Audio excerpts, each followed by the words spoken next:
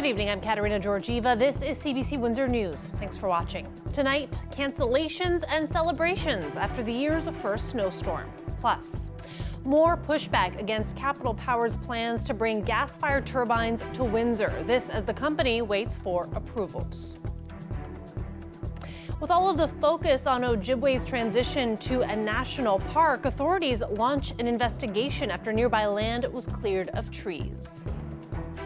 And have you heard the one about the chicken and the giant egg? Well, tonight we will crack the case and find out what's inside that egg on the left.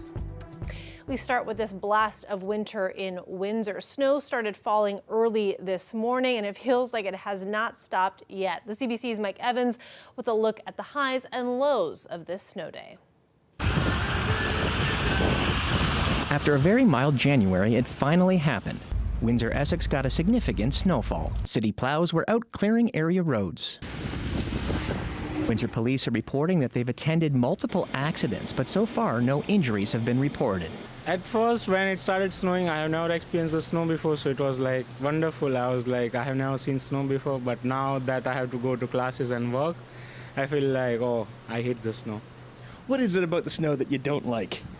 The cold, the way it accumulates on the road, and it's difficult to walk. Have you been taking photos and sending them back to people back home? Yeah, I have. Only the bad parts, just to show them that it's all not all good. I'm showing them that, see, this is how bad it is right now. Have you had an opportunity to throw a snowball or to make a snowman? Yep, I was doing that in university just a couple of days back. We were playing with friends, and we had a lot of fun over there. Do you feel like you've got the proper clothes for this? Yep. Yep. Yeah. Yep. What's the best part about this snow? Well, it's not windy, so we can click some good pictures. That's a big deal for us. Do you send those pictures back home to maybe your family and friends who've never seen snow before? Yep. And they are so excited. They be like, it's so cool over here, wear caps and jackets and stuff. We are like clicking the pictures, just like capture the moment. Yeah, it's a historical moment. We kind of capture the picture and post it on the social media. And when you put it on social media, your family and friends back home seeing it? Yeah, of course. They will become jealous also. These international students were making the most of the snowfall. For many, it was their first experience with snow. This morning, school buses were canceled throughout the region. And tonight, classes are canceled at St. Clair College and the University of Windsor. Aside from these happy international students in the downtown core, I was trying to think of other people who would be happy with a snow day. It didn't take long to find them. I simply went to the closest sled hill, Malden Park. What's the best part about having a snow day? Just hanging out with your friends, having a nice day. It's a pretty big hill. A lot of people come here, and yeah, it's pretty fun. What's the secret to a successful run down a toboggan hill? I think the best part is just going with your friends. It's not as fun doing it by yourself. It's always great to bring somebody with you. Mike Evans, CBC News, Windsor. Ontario's Green Party leader is calling on the federal government to ban new natural gas power plants. And this would also include putting a halt to Capital Power's plans to bring 2 new gas-fired turbines online in Windsor. Dale Molnar has more. It's very simple. If any decision we make is not good for the people, don't do it. That's what Premier Doug Ford said last week about whether the province was going to authorize 2 new natural gas turbines at the Capital Power plant. The power actually lies with the provincial agency, the Independent Electricity System Operator, to give final approval for the turbines. City Council gave approval last week. The details of the plan are to be worked out between Capital Power and the IESO as part of a plan to add 4,000 megawatts of electricity generation and storage. That was mandated by the Ford government last October. But Green Party leader Mike Schreiner says the Ford government should be using clean energy instead of fossil fuel power. The Ford government's mismanagement of our electricity system has really put Windsor in a bind around generating capacity. We absolutely want the EV battery plant to be built, operated, working in Windsor, creating jobs and creating the vehicles we need to help address the climate crisis. But we also want to make sure that the electricity powering those plants are clean electricity. That's what the people who are making these investments want. Schreiner says the province could put solar energy production into use faster and cheaper than natural gas power plants. He says without the federal government's intervention, Ontarians could be stuck paying for gas-powered plants that can't be used. But I can tell you that the analysis that's been done on the province's plans to ramp up fossil gas plants is that it's going to increase climate pollution by 300% over the next decade, and possibly as high as 400 to 600% over the next 2 decades, undermining about half of the emission reductions that we achieved from the coal phase out. Schreiner can't say how much difference the 2 turbines in Windsor would contribute to the climate pollution. A spokesperson for the Ministry of Energy sent this statement in response to our request for an interview with Minister Todd Smith. In addition to a limited amount of natural gas generation, which the Independent Electricity System Operator says is necessary to prevent blackouts, the province has launched the largest procurement of clean energy storage in the country's history. Lockridge says the IESO will take submissions until February 16th and then likely issue its decision the following month. CBC News has also reached out to Capital Power for comment. Dale Molnar, CBC News, Windsor. Capital Power did get back to us late this afternoon. They say there are still a number of steps to go through, even if the IESO approves their plan. The push to turn Ojibwe into a national park is nearing the final stages, but CBC News has learned authorities have launched an investigation after land near the park was cleared of trees without permission. TJ Deere reports. This is what will be the site for Ojibwe National Urban Park. It's home to many at-risk species, including the eastern Massasauga rattlesnake and the 5-lined skink. But local residents are worried about this parcel of land that was cleared. The land sits on public and private property. This is what it looks like now. Empty, except for a few logs of trees that were cut down. LaSalle Mayor Crystal Meloche says town staff visited the site in March 2022 while the land was being cleared. After requesting the work stop until the owner gained permission, the town contacted upper government in April 2022 to look into the matter. Meloche says according to the town's knowledge, the owner still has not secured any of the formal approvals for the property. The president of Friends of Ojibwe Prairie worries this could happen again. Unless there's more proactive measures out there and proper enforcement, I think we'll continue to see this to happen. All of this comes as a private member's bill moves through Ottawa to make the Ojibwe Prairie site a national urban park. A biologist says the land that was cleared was home to a variety of snakes. That site was designated as critical habitat for Massasaugas in the recovery strategy by the federal government. So, this is really unfortunate because we've been slowly losing critical habitat to development over the years, and I don't want to see more get lost. CBC News has contacted the 2 owners of the private land. One said they had nothing to do with the clear cutting. The other owner did not respond. The provincial government said they're investigating alleged violations of the Endangered Species Act relating to the cleared land. A first offense against the act carries a $250,000 fine against individuals. Subsequent offenses see the fines doubled. TJ Deere, CBC News, LaSalle. For years, health officials have been trying to open a drug consumption and treatment site in Windsor. And as they've been doing so, the opioid crisis in our region has gotten worse. Just today, Windsor police are warning the community about these tablets. They're calling them fake pills.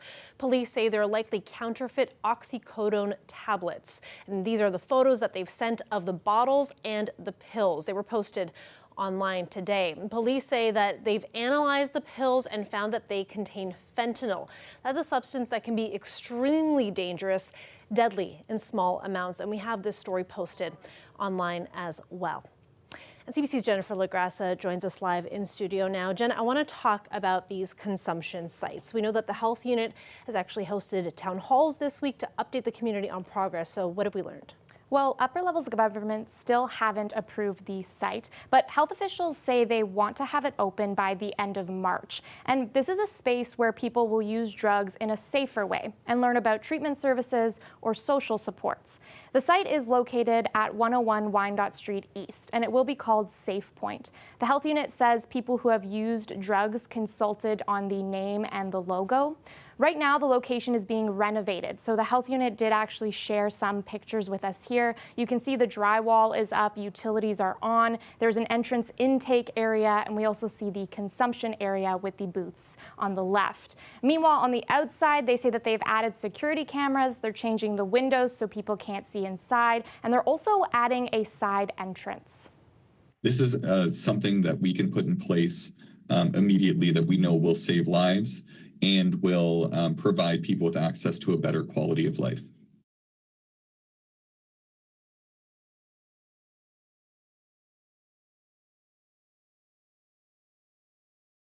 It first started talking about the site in 2017, and City Council approved the location last May. And then in the summer, the health unit submitted the applications to the provincial and the federal governments.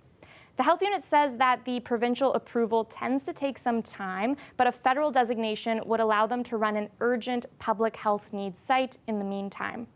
And Jen, members of the public were also able to submit questions. So what kinds of things came up? People were asking a lot about safety and security, but as well, they were looking at how effective a site like this will actually be. The health unit said that when they were consulting with the community, safety was really the top concern. People wondering whether crime or loitering will increase in that area. We spent a lot of time and effort with the health unit to make sure that this is a success from a security standpoint. In saying that, you won't see the police hanging out front of this consumption site because that just defeats the purpose, right? You're not gonna have the clientele come in and use the service as they should if you have a policeman or policewoman standing there on guard. So that will not happen, but we do have the proper resources in the area to respond to any concerns that may be brought forward by the community. The health unit says that they will have a security guard during the hours that the site is open. They'll have 24-hour cameras and staff trained on safety and security. They also say they will monitor the crime data when the site opens. Health experts say that this isn't supposed to solve the problem, but it's an important piece. I do know that it decreases hospital admission pretty significantly and decreases emergency room use for opioid overdose quite significantly as well. So I'm hoping to see less hospital admissions with complications of IV drug use. There's another virtual town hall tomorrow at noon that people can join and ask more questions at. The health unit says that they will continue to consult with the community even after the site opens. Thanks for this, Jen. Appreciate it. In financial news, the Bank of Canada has raised a key interest rate. It's now 4.5%, up 1/4 percentage point. It is the 8th time in less than a year that the central bank has hiked its trend-setting rate. We've raised rates rapidly, and now it's time to pause and assess whether monetary policy is sufficiently restrictive to bring inflation back to the 2% target. The bank said it's not planning any more increases. Other lenders often set their own lending rates based on the Bank of Canada rate. Prime Minister Justin Trudeau and his cabinet have wrapped up their 3-day retreat in Hamilton. The session was dominated by the economy and healthcare, but there was also talk about Canadian military aid to Ukraine. CBC's David Cochran sums it up for us. The cabinet retreat ended early as stormy weather descended on Hamilton. But before he left, the Prime Minister called another meeting, this time with the premiers. I invited the premiers to join me in Ottawa on February 7th for a working meeting on healthcare. A working meeting the premiers worked hard to get, a chance to jolt a healthcare system in crisis and in need of reform. Trudeau is pitching a fix that includes an across-the-board increase in health funding and then a series of one-on-one deals with provinces and territories to meet their specific needs. Different regions get to respond to their needs in different ways, and they get to respond in ways that are better suited to their particular situations. That's certainly something that we don't think applying a one-size-fits-all across the country is the best way to do it. The meeting itself is a clear sign of progress after months of public squabbling and bickering. Or maybe we're coming around the final lap. I mean, pick your analogy. Maybe we're in the third period. It looks like we're tied. You pick the analogy you want. So an emerging plan for the health crisis and the promise of more help for the crisis in Ukraine. Key allies such as Germany, Britain, and the U.S. have agreed to send battle tanks to Ukraine.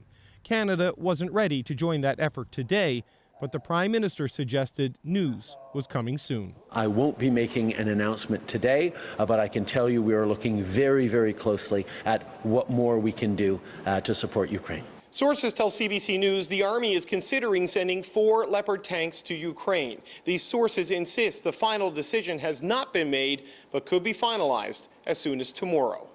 David Cochran, CBC News, Hamilton.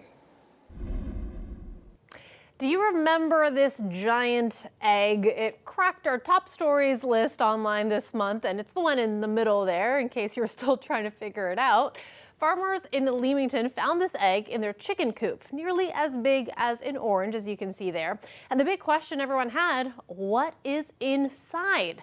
Well, the owners opened it up today, and we will share the reveal later in our show, so you'll want to stay tuned.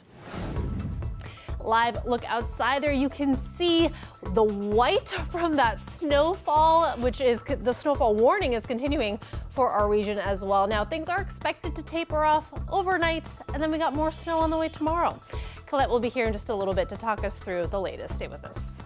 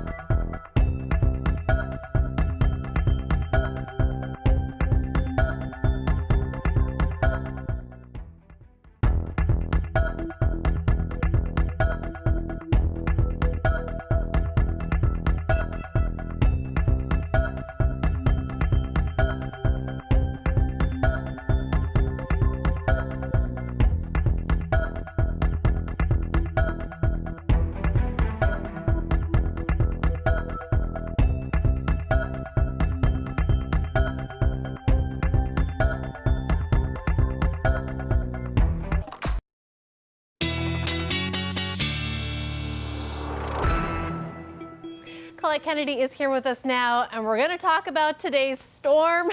Colette, lots of snow. It really felt like a winter wonderland. We had people, quoting Christmas carols today, actually. Is that right? Yeah, it is really beautiful. And when it starts, and then after a while, and it's pretty heavy snow, it's harder to shovel. And then you start changing how you think about it sometimes. But a lot of fun to be had for the kids, that's for sure here. Snowfall warning, yes, that is still in place, and we'll hold that for a little while yet. The current temperatures, though, this is why it is such heavy snow, right around freezing, starting at Windsor, Chatham-Kent just above, and that tells you a story there, too, of what I'm going to get to in just a moment. If you don't know, stick around.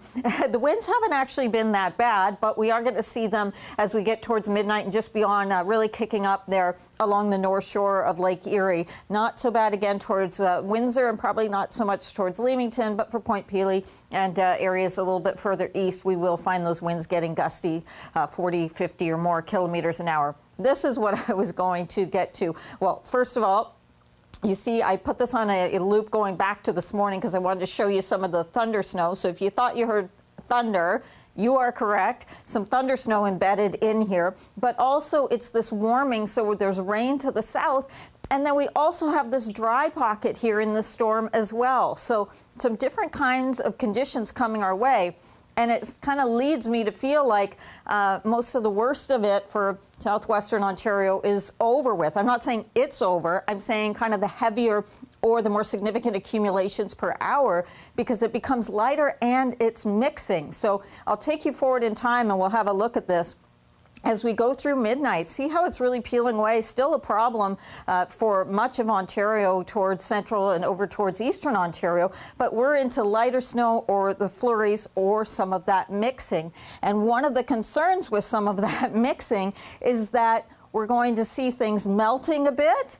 And then we get flurries coming in tomorrow, but we're also going to see it refreezing. So the general 10 to 15 centimeters, take that with a grain of salt. Near the lakeshore with the mixing in there, we'll see probably a little bit less. But watch what happens with those temperatures as they fall off as we head towards the morning hours, falling below freezing. And so that means anything that kind of melts, then what happens with it, it refreezes. So untreated sidewalks or any roadways that haven't been treated could easily have some icing, but then with a little dusting of snow on top of that, it's hard to see. You really need to use caution with that. So flurries still in the forecast for tomorrow. On the backside of this, the temperature will eventually come up to around freezing again, but then we have some cool days and nights ahead, and that's why I'm thinking we're going to hold on to what we receive, and then we may add a little bit to that on Sunday too. There we go. Thanks for that, Colette. You're welcome.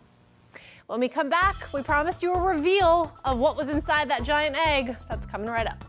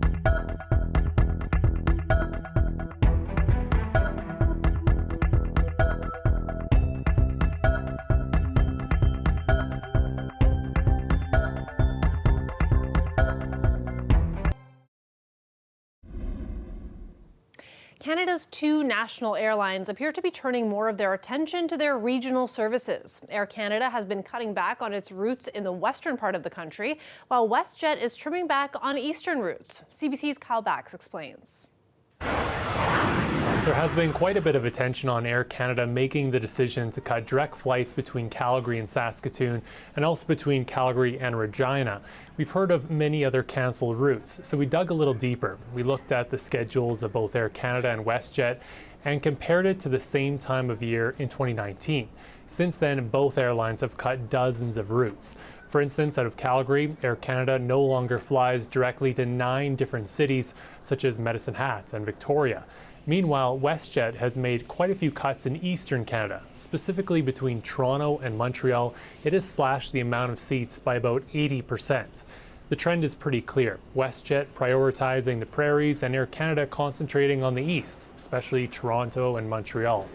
Part of the reason why is because of competition from smaller airlines. There are new entrants that have been launched, and some of the existing players are expanding. Experts say this strategy by Air Canada and WestJet helps fend off competition. The Canadian industry is growing by a number of players, but there is some moves afoot by the established carriers to kind of say, okay, we will create our own little fortresses and we'll manage those fortresses and we'll try to build our strengths around those fortresses. That's one reason why Air Canada and WestJet are becoming a bit more regional. The other consideration is financial. The airlines are still carrying debt from the pandemic, and air travel hasn't fully recovered. So the airlines are trying to keep expenses in check as they compete for passengers. And that's why the two dominant players are focusing so much on their home turfs. Kyle Bax, CBC News, Calgary. The Commons Committee on Industry and Technology has been meeting today. They're talking about the proposed Rogers takeover of Shaw Communications. This after the Federal Court of Appeal dismissed the Competition Bureau's bid to stop the deal.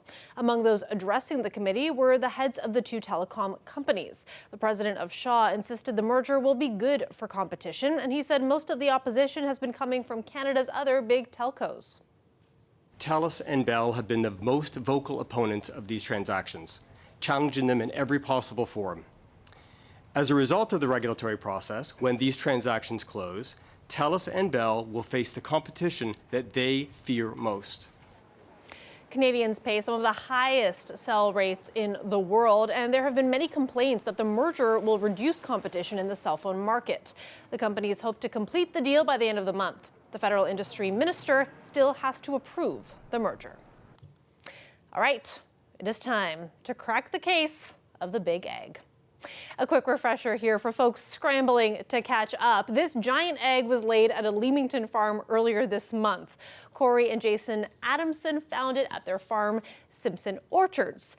They haven't been able to crack the case of which chicken laid the egg, only that the egg is 4 times bigger than a normal one, and no chickens appear to have been injured from laying the egg. The mystery of what's inside was solved today. The big day everybody's been waiting for. Hopefully I don't mess it up while I'm trying to crack it.